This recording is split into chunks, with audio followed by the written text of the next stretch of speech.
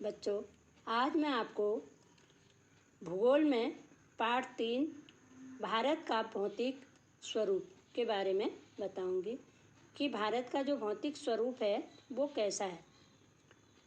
भारत की जो भौगोलिक आकृति है वो निम्न वर्गों में विभाजित है। वो निम्न वर्गों में उसका विभाजन हुआ है।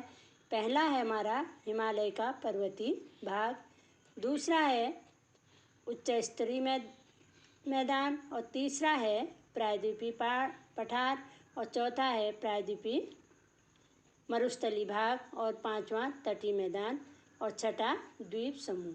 जो ये हमारा भारत की भौगोलिक आकृति है वो इतने भागों में बटी हुई है। अब जो भारत हमारा है तो उसका निर्माण कैसे हुआ इसको देखते हैं। तो भारत एक क्या है, एक विशाल भूभाग है, और इसका निर्माण जो हमारे पृथ्वी के अंदर जो हलचल होती है, भूगर्भिक जो हलचल होती है उसके कारण भी इसका निर्माण हुआ।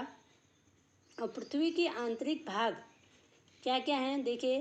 पृथ्वी की जो हमारी जो है, मैंने अभी भी बताया कि वो कैसी है, एक प्याज की तरह उसकी परतें हैं। जैसे हमारी प्याज में परतें होती हैं, एक परत निकालो दूसरी परत निकालो तो परतें निकलती रहती हैं, तो उसी तरह हमारी पृथ्वी के अंदर भी परतें हैं। तो जो सबसे ऊपरी परत है उसको हम क्या कहते हैं, परपटी। ठीक है, जो हमारा भारत है उस इसी परपटी के अंदर जो स्थलाकृति जिसको कहते हैं वो ये क्या है, परपटी, इसी में हमारा भारत भी है। तो ये 7 बड़ी प्लेटों से बना हुआ है और ये और अनेक सेलों से बना हुआ है। तो सेल कितने सेल हैं देखिए। पहला है आग्नेय सेल, दूसरा है अवसादी सेल, तीसरा है कायांतरित सेल। तो जो आग्नेय सेल है, आग्नेय सेल किसे कहते हैं देखिए। आग्नेय सेल हम किसको कहते हैं और ये कितने प्रकार के होते हैं। तो आग्नेय सेल जो होता है वो क्या होता है, जो हमारी जो पृथ्वी के अंदर है वो क्या होती है, लावा होता है, गर्म लावा होता है।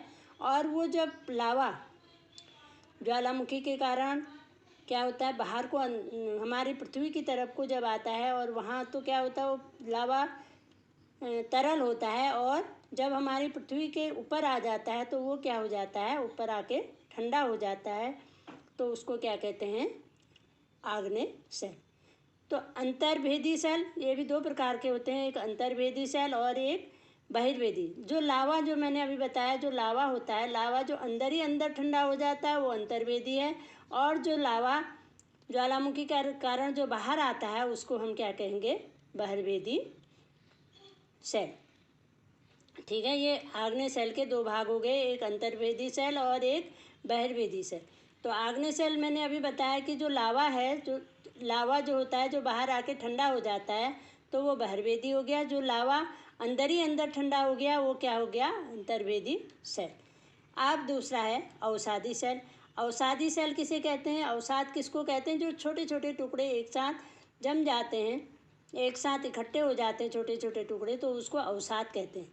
तो अवसाद दबकर एवं कठोर होकर जो सेल बनाते हैं उनको हम क्या कहते हैं, अवसादी सेल। और कायांतरी सेल किसको कहते हैं, जो आग्नेय और अवसादी सेल जो उच्च दाब और उच्च ताप के कारण क्या होते हैं, बदल जाते हैं, परिवर्तित हो जाते हैं या कायांतरित हो जाते हैं, तो उसको हम क्या कहते हैं, कायांतरित सेल। तो बच्चों आज इसको आप अपनी कॉपी में लिखेंगे।